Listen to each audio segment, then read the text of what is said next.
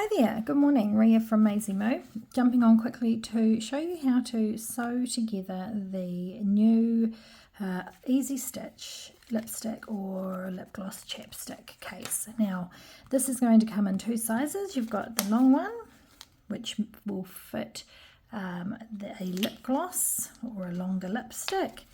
You've also got the shorter version, which is going to fit your sort of stumpy type lipsticks or lip glosses. It's nice and circular, so they fit in there nice and snug.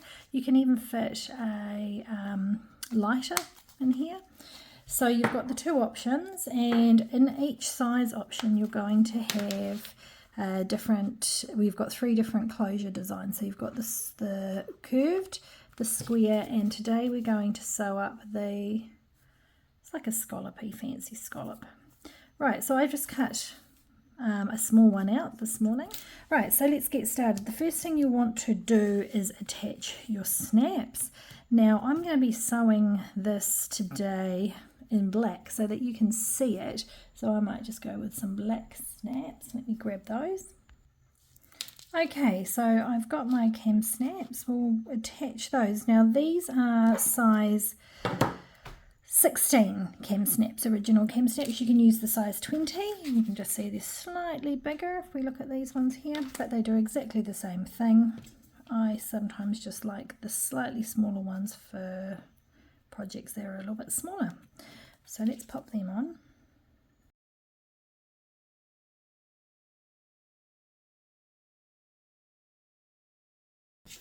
Okay, so cam snaps are attached. There you go, so you can see that they've closed up.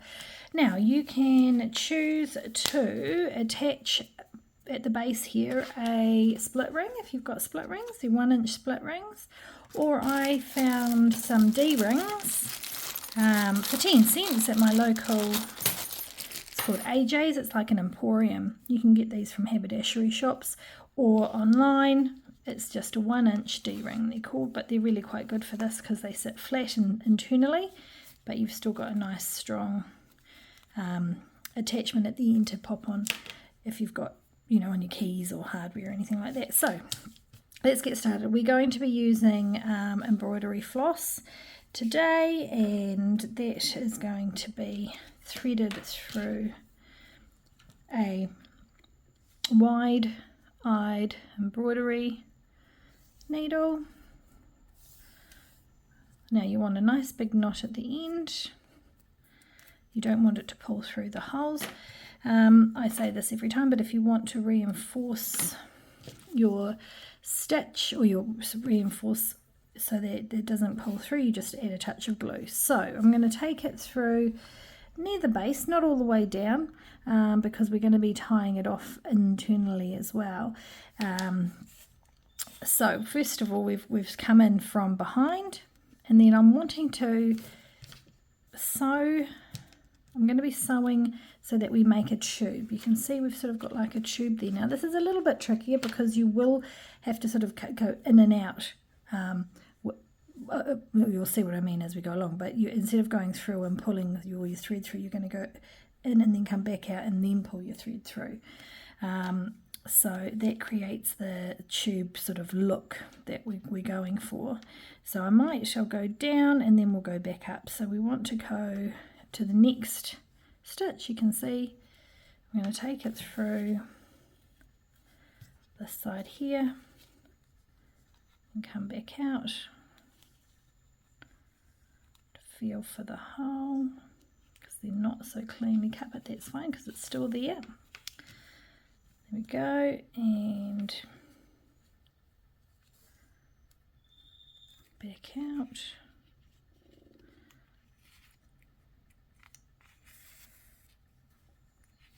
Okay, so we'll come out through here. Now, when we get to both ends, when you get to the top and the bottom, what you're going to do is you're going to add the stitch so that it wraps around. See how it wraps around? And that just reinforces.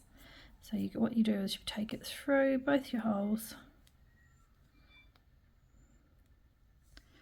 Go, come up there, and then there'll be like a little loop.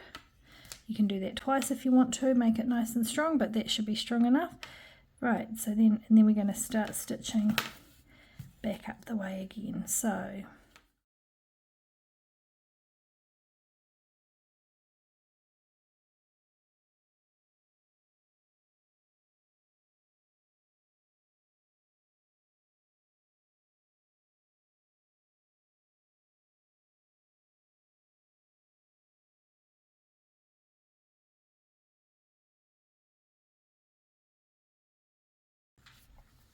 again, we're going to go around the top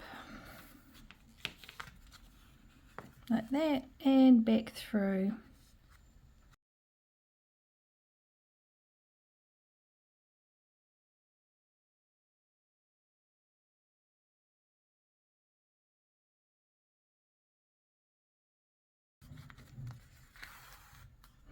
Okay, so this is the last stitch. I'm taking it out and through the back.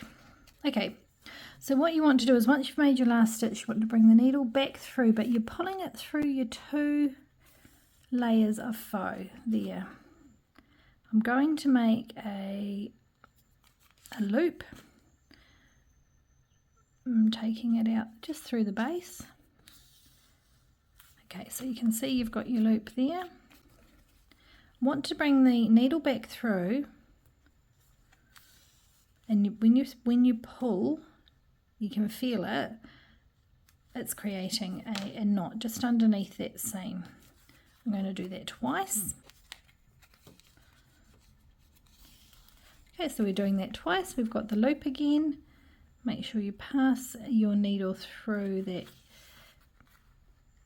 There we go, and I can feel that tighten. So I'm going to take that back out the base, and we're going to trim off the excess. Okay, so we're back on the other side. We're going to take your thread through with your wee knot, and I'm going to go once again, pinching that over, make sure it's all lined up, come back up through.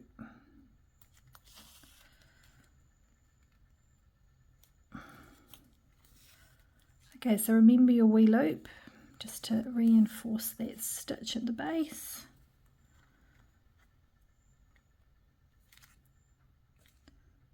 That's it. Okay, now continue stitching.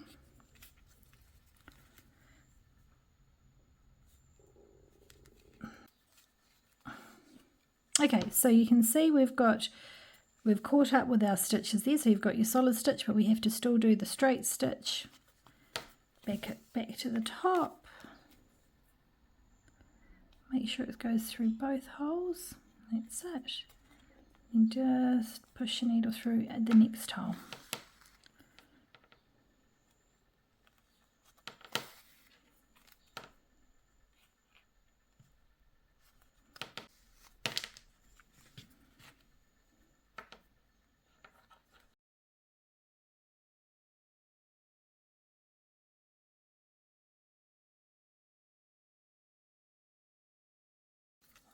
Okay, so you're at the last stitch. I'm going to take my needle through.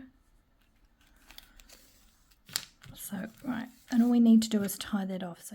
So just like you did on the other side, create a loop to make a knot. Do that twice.